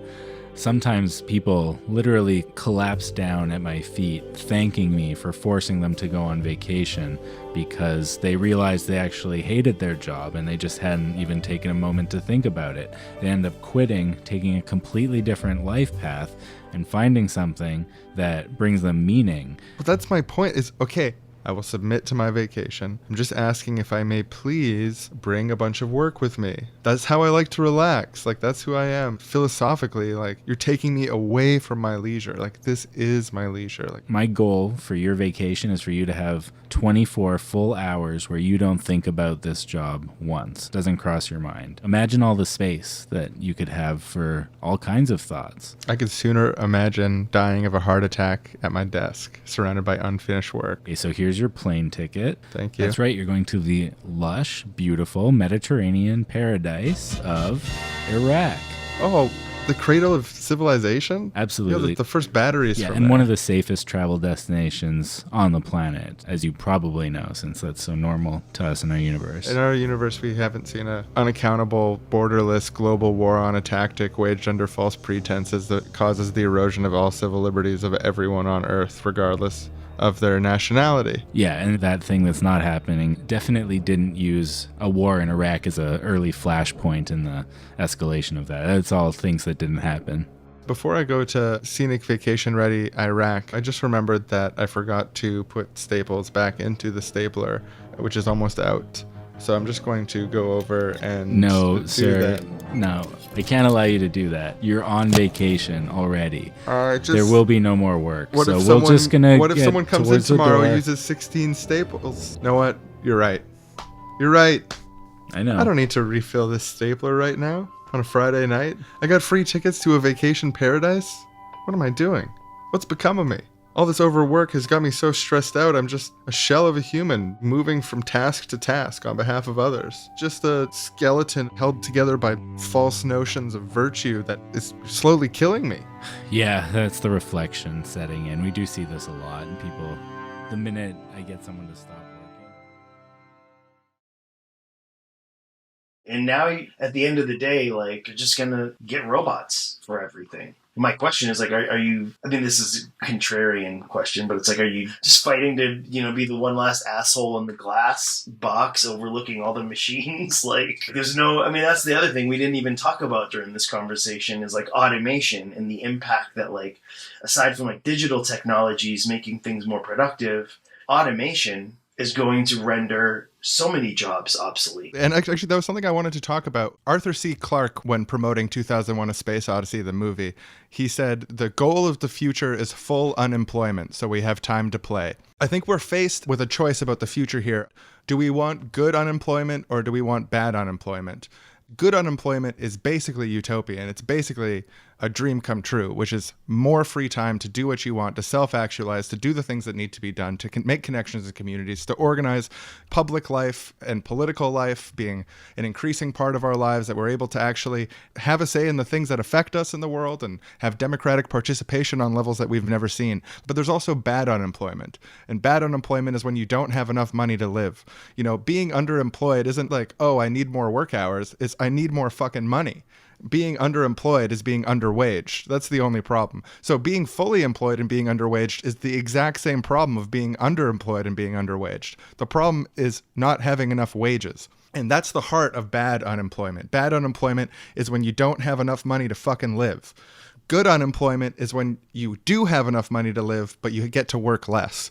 And the way that we're going to be able to achieve good unemployment is going to be through political struggle, political actions, organizing, and hard work. We can't just imagine that, oh, well, automation is this automatic thing that just is going to happen. Like, we're being faced with this neutral marching force of automation that's going to slowly automate our lives, and it's inevitable. We have to acknowledge and talk about how there's choices being made within what is automated. What are the priorities for automation, and who are those priorities serving?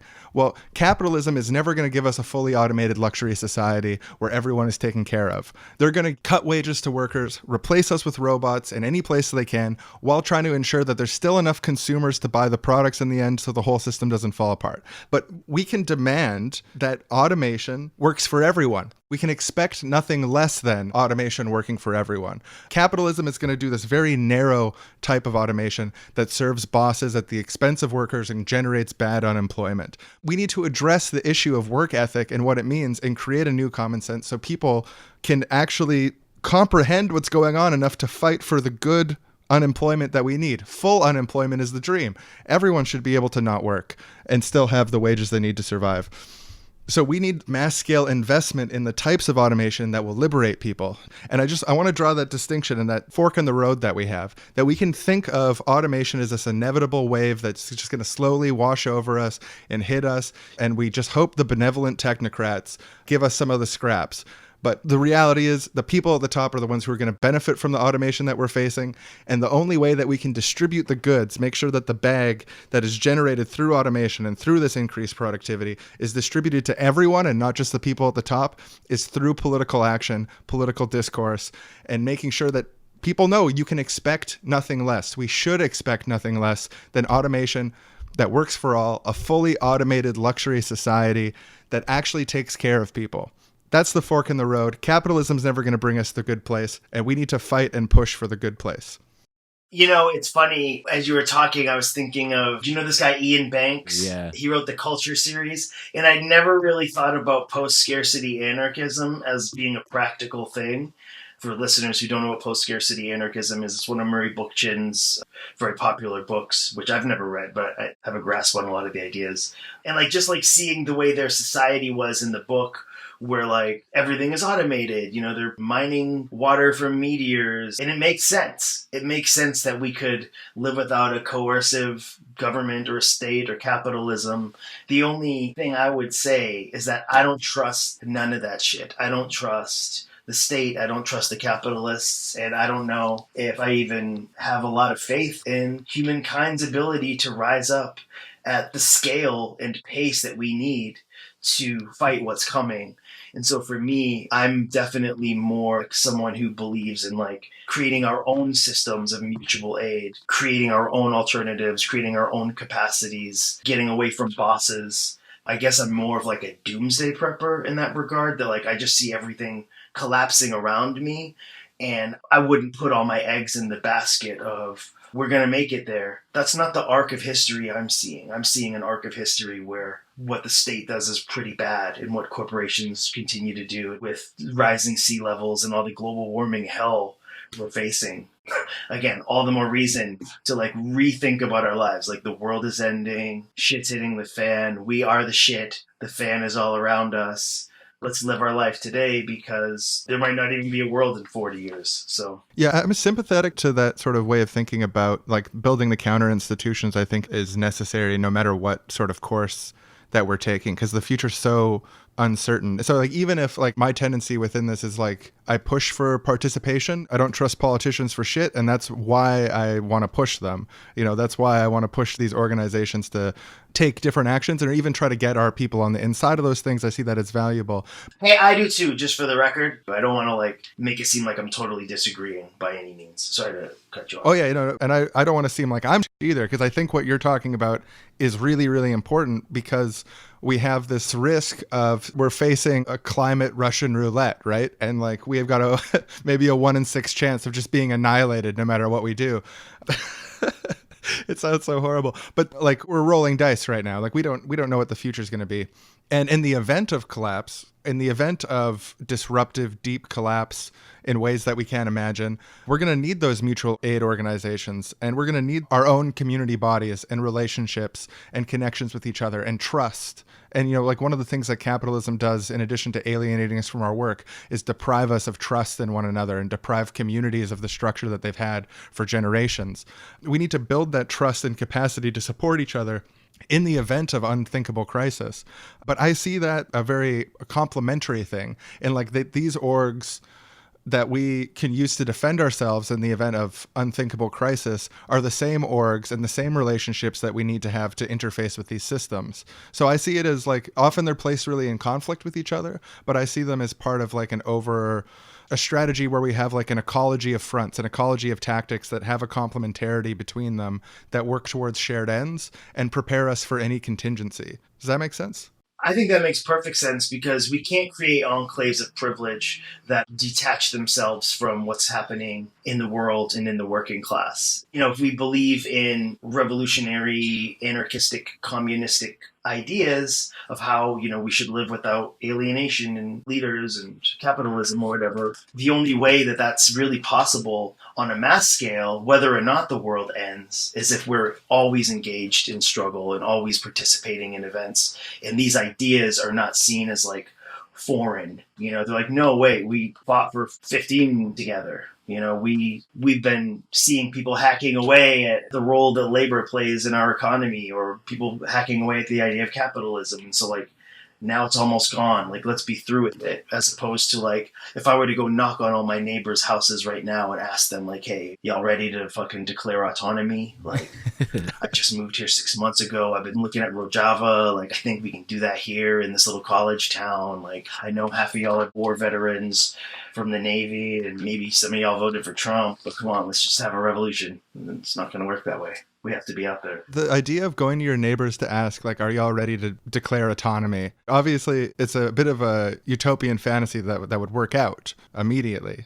But I think there's something really interesting there. There's like sort of a seed there that's actually worth trying too, especially if you're the type of person who's outgoing and social about your politics. It's worth trying talking to your neighbors and seeing where they're at. Because I think like that's one of the foundational sort of building blocks of organizing is those face-to-face conversations with people. And there's few people in the world that you're as close to as like coworkers is one. And there's the obvious like organizing your workers against your boss is one way to organize, but another is organizing your community and the people who are around you. And I think people would be surprised at how much anti-capitalist sentiment, anti-hierarchy sentiment, there's actually decent values floating around the general public. We've been convinced and we've been conditioned to think so many things are impossible that we're all sort of hopeless, but we're all sort of in agreement that work sucks. Like if you went up and down your street, both directions, talked to every single neighbor and did just a straw poll on what people's opinion of work is, generally speaking, you'd find a pretty clear trend towards, I fucking hate work. It doesn't pay me enough. It's too hard. It sucks. I have to structure my life around it. There's also a lot of people who are like, oh, you know, from work brings freedom, you know, which was on the fucking gate at Auschwitz. Nah. Yeah. And there's a pernicious problem of negative solidarity, right? Where people, instead of saying, what I want for myself, I want for everyone, which is a good, nice socialist, anarchist value, egalitarian. Sometimes people say the opposite. Why aren't you suffering as much as me? And this is a huge problem that people have in union organizing right now, is that there's no sense of solidarity. There's no sense of, oh, we can win these fights together. It takes this narrative work, these conversations to bring that out of people. It's there in a latent sense, but also people have this sense of like, you have to suffer as much as I do. Other people aren't suffering as much as I do, and that sucks. And that's like the whole Trump, like anti-immigrant stuff is like people have it tough right now. Like people in the US have it fucking tough. There's no health care. There's no fucking guaranteed benefits. There's no guaranteed jobs. It's a brutal situation for a lot of people. And then they turn and they blame the other for it, like immigrants, refugees and stuff, through this lens of they're line jumpers. Why don't you suffer as much as me? So we need to invert that. Like we need a new common sense. And I think that starts through conversation. And part of that also is just talking to our neighbors. And I think going up to your neighbors and saying, hey, y'all ready to declare autonomy? It's worth a shot. Totally. Hey, I'm down. It's just, you got to get to know these people first. Yeah. Yeah, it's an interesting introduction to be like, hey, nice to meet you. Are you ready to declare autonomy against the U.S. government? The largest military organization that's ever existed? I mean, I don't know. It's like I'm in Maine now, and so it's like Maine has like this weird liberal/libertarian bent to it. I drove from Maine to Montreal, and I drove like right through the middle of Maine. And I drove for maybe 5 hours in Maine. I didn't see one cop car or one Trump sign. And so I was like, where am I right now? I didn't see one Confederate flag, no swastikas, like nothing. I was like, maybe there's a little hope for this place. I love going down the street and seeing no swastikas. It gives you a little faith in humanity. Yeah, it's 2019. You know, you take what you can get. I sure felt free in Canada, though. God, what a nice little country y'all got there. Can't wait till we invade. Take it from you. Yeah, then we can all live together. It'll be beautiful. Yeah, we'll all be one big country. When you say we invade, do you mean the area that's declared autonomy with you and all your neighbors are going to invade? Because I'm into that. Yeah, that'll be it right there. We declare liberation. And no, it's just something I always think about. I'm always looking at these global warming maps and just thinking like, man, Siberia and Canada, like that's some real estate right there. Like I wonder what... I mean, I think people just assume Canada and the United States will just become one government when the world ends, but I don't know. Y'all might not have to. We might be so impoverished and sickly that we can't even drive our drones anymore. My wrist muscles are too weak to use the joystick. I don't think I can invade Canada today. Our crops failed 10 years in a row. We've got no protein left in this country.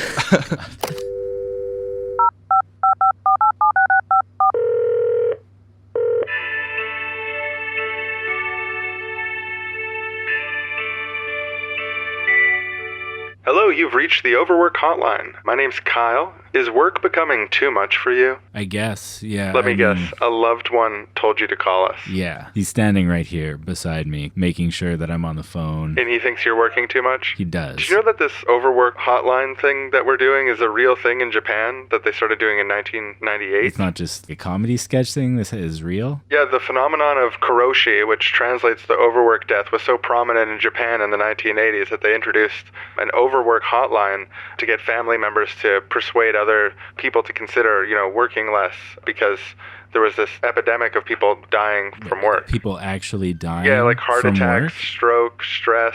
There's all these anecdotes if you look up overwork death. Like, woman, she worked 159 hours of overtime in a month, and she died at her desk. There's also the secondary stuff of suicide. The amount of stress that comes with working too much can just be really, really bad for you. In China, there's an analogous concept called gualeosi. And actually in South Korea, guarosa is their favorite word. And it does happen to some degree in North America, but not to the same level, I guess. Yeah, but I'm working for such a good cause. I'm trying to bring about utopia, fighting for a better future. That deserves round-the-clock attention. Yeah, don't get me wrong. It sounds like you have a beautiful dream, but you're not doing yourself any favors by working around the clock, not taking breaks, not taking rest and relaxation, just really taking care of yourself. You're functioning at a lower capacity than you would if you gave yourself time to recharge. And that's not just speculation. That's something that we know from repeated experience from people who go through these sort of burnout phases. And your body has hard limits, man. It's good to try to change the world, but it's also good to make sure that you don't work yourself to death, literally. I do uphold the United Nations Universal Declaration of Human Rights, of which Article 24, as I'm sure you probably know, is that everybody has the right to rest and leisure, including reasonable limitations of working hours and periodic holidays with pay. That's part of what I'm fighting for, but I'm not taking that for myself. Yeah, gotta have unity between means and ends, man. If you want to bring about a utopian society where people are freed from the burden of work, to work yourself to death is contrary to that. But how can I take breaks when others don't yet have legally mandated breaks? I agree. There is such a thing as too much vacation to take, with so much injustice in the world as it currently stands. That seems true to me. And most certainly a high priority is to increase vacation and leisure time around the world. Leisure time is when you're a citizen and not a worker, where you can participate in political society. It's crucially important. So yeah, it's a bit of a conundrum there, but I think you have to not kill yourself as a first order priority. And then after that, definitely strive to universalize extending paid vacation time akin to the Universal Declaration of Human Rights as ratified by the United Nations, a still operating body. What about you? How often do you work? Oh, I don't want to talk about it. Let's just say it's easier said than done. I just need to make sure it's done right and the people are taken care of. And How long have you been working? What hour are you on for the day? Sort of a personal question to ask an overwork line operator. Sort of between me and my boss, don't you think? Okay, I'll admit it. I'm on hour 9 and I plan to keep going. I've been helping a lot of people today. Feels great. Yeah, and you helped me. But maybe if you hadn't been here, someone else would have answered the call and helped me. Maybe they wouldn't have done it as well. Maybe they would have done it better because they'd be fresh, not 9 hours in. Damn. Do you mind if I put you on hold for a second? Yeah, no, that sounds great. And now just dial the overwork hotline number. Perfect. I can't believe it's come to this. You've reached the overwork hotline. Has work become too much for you? Yeah, I think work has become too much. I'm just not balancing work and life. My health is deteriorating. I'm just eating out all the time and just so stressed out. Someone told me I should call the line. Yeah, that's usually how it works. Someone who cares about you will say, hey, it's time. You've been doing too much. Actually, this guy, well, he did care about me. You're right. Hey, wait a second. I think I recognize your voice. Is that Alex? Alex? Yeah, it's me. It's me. Hey, it's Caleb. Hey, I'm waving at you. I'm just over. Oh, yeah, I see Hey. it. Hey. Oh, man, yeah. See you at lunch. Weren't you on the night shift? You should probably be off by now. Yeah, that's why I'm calling. Oh, man. Got you working a double. That's so ironic. Yeah, I guess it's sort of become a thing for me. Working at the overwork hotline. You know what? Fingers to the bone, helping people kick their work addiction. I'll take you out for lunch. How does that sound? We can talk about it. We'll talk all about it. And know what? I think that's a good note to end the sketch on, friend. Yeah, so we'll go to lunch, and then everyone else will go back to the show. Yeah. Hey, did you know that the Seriously Wrong podcast is actually brought to you by viewers like you? Viewers like me? Yeah, viewers a lot like you. Viewers, I guess listeners, more accurately. But like me. So you're saying I support this podcast. I give money to the podcast. No. You currently don't. But right, people like you do. Oh, yeah, like me. Hundreds of them. Don't you want to be like them in a way? Yeah, those sound like absolute angels. How did they do it? Well, they're beautiful geniuses and angels, and they do it by logging on to patreon.com/seriouslywrong And they chip in usually $6 a month, but give them access to bonus episodes. Some people choose to give $20 a month as well. Oh my God. I would think giving is its own reward. Giving is its own reward, but that doesn't stop the generous That doesn't stop the generous Wrong Boys from giving you access to a private Facebook group, Discord server, and the entire archive, including their ongoing Revolution series, which includes a really great 2-part episode on the French Revolution. Is there any other ways I can support the show? Maybe like a product I could have to keep forever? Oh, if you're asking if those podcasters have branched out from podcasting into also the sale of t-shirts, the answer is yes. They have a web store on their website where you can buy shirts for more than the cost of producing them, creating a profit. Oh, that's perfect. That means they'll make money when I buy the shirt, and they can use that money to keep funding the show and making it better. That's amazing. Wow, I'm going to buy 100 shirts. Well, to you, on behalf of everyone that listens to the show, thank you. You make it happen. This is the proudest day of my life.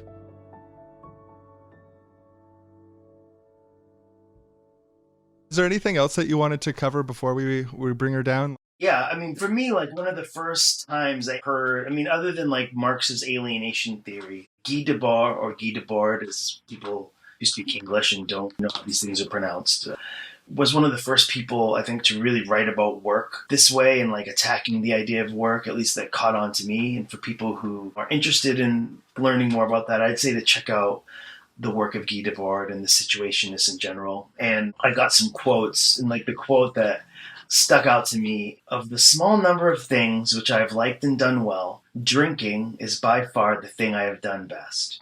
Although I have read a lot, I have drunk more. I have written much less than most people who write, but I have drunk more than the majority of the people who drink.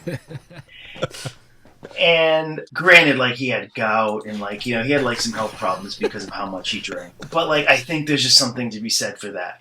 You know, this guy was a revolutionary. He was one of the great writers involved in all these sorts of struggles. He could have written more books. He could have become a professor or whatever, but he chose to drink. That was his thing. He was going to drink more than most drunks. And one person's alcohol could be someone else's whatever it is. But, yeah, fuck work. Shout out to Guy Debord. All right, all you workaholics out there listening, you saw the title, Listen Workaholic. You said, hey, I'm a workaholic. I'll listen. And here you are. Thanks for sticking with us this whole time. But think about it, man. Do you know what the effect of stress is on your body? Do you know what you could do to just liberate yourself a little bit? Give yourself a little free time. Check those notifications one less time. Drop the side gig, whatever. What do you actually need? And how much are you wasting to keep up this lifestyle of, oh, I'm so busy. Oh, I'm busy right now. Just people really getting off on, I'm so busy. Don't do that. You know what the effects of stress are on your body? Prolonged stress ages your brain. You won't have a beautiful young brain if you stress yourself out all the time and get burned out. Stress is hard on your heart and blood vessels. Burnout increases the risk of cardiovascular disease. Regular symptoms of stress include heartburn, vomiting, upset stomach, indigestion. Your body tells you, no, stop. I don't want to work this much. It sends you every signal it can. No, over and over again, different signals. Stop, please. Don't work so much. Stop grinding. Stop being so busy. I'm going to make you vomit if you don't stop working. I'm going to make you call in sick 3 times in a month if you don't stop drinking. If you don't stop working. Your body sends you signals. Your body says, no, please stop. And if you're anything like me, you take those signals on and you say, I'm bigger than these signals. I'm bigger than my body. I'm going to burn myself out to fucking death. Don't do it. Take some time for yourself. Relax. Lie in bed all day. For real. Like, really just lie in bed all day. Just really soak it up. Go to the beach. Do anything except work. What makes you valuable is not just your productivity. It's the fact that you're a human being and that you have dignity and you deserve to not be insulted by this dehumanizing system. So please, listen, workaholic. Call in sick, at least. Call in sick till you get fired, then collect unemployment. Oh, hell yeah. You heard it here. Don't wait till you're sick to call in sick. Take the day, man. Go to the beach. And on the real, like, check your unemployment benefits. Maybe you don't have to work so much. Like, I know people who've done awesome shit just being unemployed, collecting them unemployment benefits in the States. There to be used. Well, thanks a lot for coming on the show this week with us, Tim. It's a really, really good conversation. And yeah, fuck bosses. Yeah, fuck work, fuck bosses. And of course, fuck the police. Always got to include D, that. all of the above. So if you want to hear more from Tim, you can check out his podcast, The Solecast, and you can also check out his music, which is released under the name Soul. And what was your website? SOLEONE.org. But, all my shit's on Bandcamp and Spotify. Oh, and if you're listening to this on Soul's feed, you can listen to more of our podcasts at seriously.wrong.com. SRSLY. Yeah. Srsly wrong. Yo, thanks for having me on. Thanks for reaching out and getting it popping. It was fun. It's fun to think about work. It was a good time for me to do some work with y'all. I found it nothing short of play. Yeah, yet grinding. You know what I mean? Yeah, we were grinding real hard. It felt good to just be like grinding. Like I know we're wrapping down, but something just struck me with the word grinding. Like if you know what a grinder does, it actually like takes something and like removes part, like you're wasting it away, you're turning it to dust and scattering it. Like people use this as like, oh, I'm grinding so hard, and it's like a good thing, but they're just literally saying I'm destroying myself. Isn't that great? Yeah, like I'm picturing like an engine with all those little whirligigs and gears and shit. We're grinding on each other, grinding down to dust. The car wouldn't run. From work brings freedom. Yeah, I feel free. If you I need to stop quoting the gates of Auschwitz, but Right. it is fucked up. The gates of fucking Auschwitz say from work comes freedom, That is fucked up. Is that a saying from anything else? Maybe, yeah. Let me see. I'll Google it and see it. I mean, is that where you're getting this from? Is like that you remember that being on the gates? Yeah, Arbeit macht frei. It's a German phrase meaning work sets you free. It's most famous for being on the gates of Auschwitz, but it might be an existing German phrase. The expression comes from the title of an 1873 novel in which crooks and lowlives are turned into decent people through hard work. It's so fucked. All right. Thanks for listening, everybody. Well, hey, much love, y'all. Have a great day. Don't work so hard.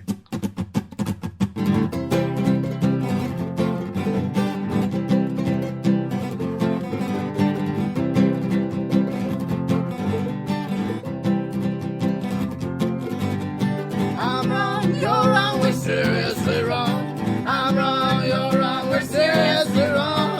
I'm wrong, you're wrong, we're seriously wrong. I'm wrong, you're wrong, we're seriously wrong. Next time on Seriously Wrong, Aaron is elected vacation president. Thank you for electing me. I never would have seen myself running for president until they changed the whole job description from like, make decisions all the time. You got to do this, you got to do that. Just it sounds like a nightmare. To 4 years of vacation. I've always wanted 4 years of vacation. It's been my dream since I was a small child. I think that since we restructured to line up the incentives that being the president is a desirable job, the contest for describing the path that we should all take together democratically without the president while he or she is on vacation. Right, the president lays down the vision, everybody else gets to work. Everyone else picks the vision and gets to work while the philosophical genius enjoys their 4-year prize of ultimate leisure, which they deserve for winning the support of the masses. Oh, thank you. Thank Your you. bones are going to be staying inside your body because you're not going to be working yourself to the bone at all. You're going to have time to think, prepare your next vision. Just gonna sit by the pool, gonna read, maybe go camping. Who knows? Maybe I'll try hang gliding. Probably not, but who knows? I have to say, on behalf of all of us, all of the many of us in this room right now, that you deserve it, sir. Congratulations, Mr. Vacation President. Yeah, thank you so much. And thank you all for clapping silently. It really is easy on the ears, letting the one designated speaker respond. Sean, longtime podcast partner. I shall be the voice between you and the masses, President. All the information will be filtered through me, won't it? Yeah. I might make a blog post or whatever. Cool. Yeah, whatever. You're the president. I'm just the lowly chief of staff. You're the one who's in charge. Each pop an earbud out from this podcast listener we were sharing. We had one set of earbuds. It's always fun to listen to a podcast with a friend. Yeah, did that chief of staff guy sound evil to you? Yeah, I think so. There was sort of a nefarious implication there. Maybe they were foreshadowing, but it might have just been sort of avant-garde nonsense humor. So who knows? Not me. And I gotta say, I love not knowing. The state of not knowing is so anticipatory. I'm spiced up by this not knowing. You seem spiced. if I may say. Normally I would slap you, but I'm so spiced. I'm going to let this one go. No, you're starting to seem evil. What is this? I'm not evil. I'm a normal guy. Just a good friend. Helping his friends, talking to his Sharing friend. earbuds, Sharing yeah. earbuds. Yeah, nothing weirder. I'm going to take these earbuds out as a second nested earbud bit. Absolutely. We each had our own set this time. Earbud splitter. But One player. But Yeah, splitter. I think it's about humankind's capacity for evil. I don't know what it has to do with the main episode. I don't know, but if it was about humans' capacity for evil, that's important that we all recognize and think about that capacity, that we each have that capacity so that we can recognize it in ourselves if it ever comes up and make the choice not to act on that capacity.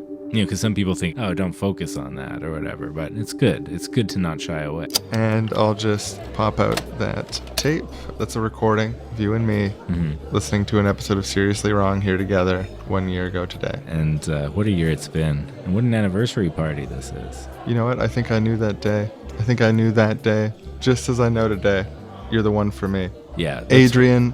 So what were you going to say? No, you go ahead. Adrian, will you marry me? Oh, I can't believe I almost talked over you and you were going to ask me that. I took it. But, I mean, drum roll.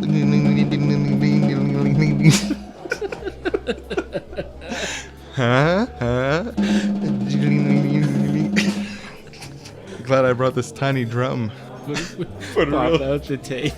And pop that tape out and... Whoa, we were hey, listening don't to you want to that hear what happens when they get married? Nah, who cares? It had nothing to do with the No, episode man. anyway, Let's so just put it here. I'm just gonna put it back in. I'm just gonna pop in the tape. I guess. Same tape. I just popped it out, but... It's an interesting little story. It's better not to know, is all I'm saying. It's better not to know. I never finish anything. I think that people like closure to stories. That's just me. So I'm gonna hit play. Yes, I'll marry you.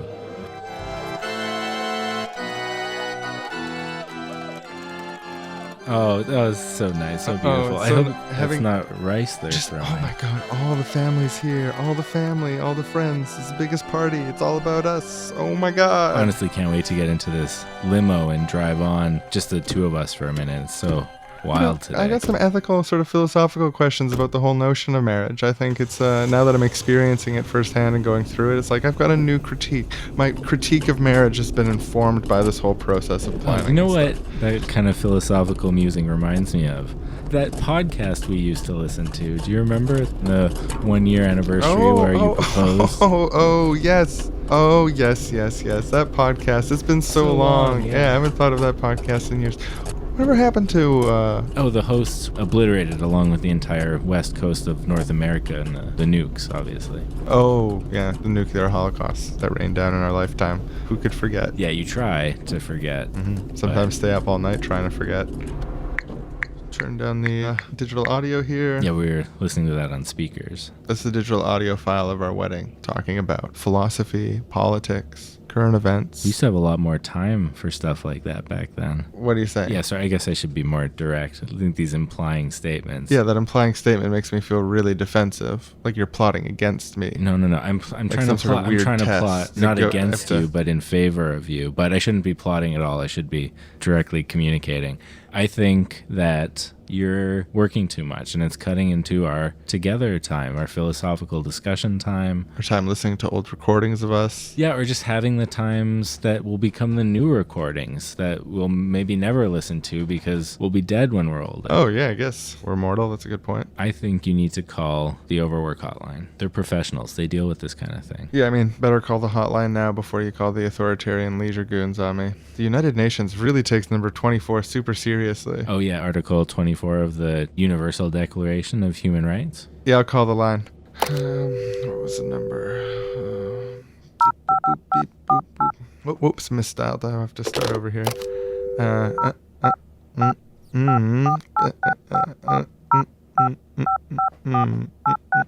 15 digits, just like usual. That's normal to me. Hi there, Overwork Hotline. My work's become too much for me. What should I do? Well, dear caller, under capitalism, sometimes there isn't that much you can do. Work gets to all of us, and it should get to us. The way it's set up right now is just plain wrong. But what I like to encourage my callers to do is to try to look at what's important to you in your life. And is the work that you're doing helping you get to that? And if not, what else can you do?